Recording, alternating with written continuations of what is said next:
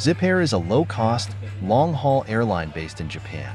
It is a subsidiary of Japan Airlines, JL, with a focus on providing affordable international flights, particularly between Asia and North America.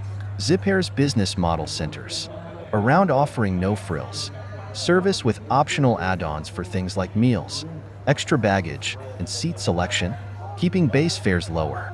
Their fleet typically consists of Boeing 787 Dreamliners, known for fuel efficiency, which helps keep operational costs down and ticket prices competitive. Despite being a budget airline, Zipair is known for offering modern, comfortable cabins with features like Wi-Fi, even on longer flights. Zipair's destinations include cities like Los Angeles, San Francisco, and Honolulu in the US, as well as various Asian destinations, including Manila, Bangkok, and Seoul.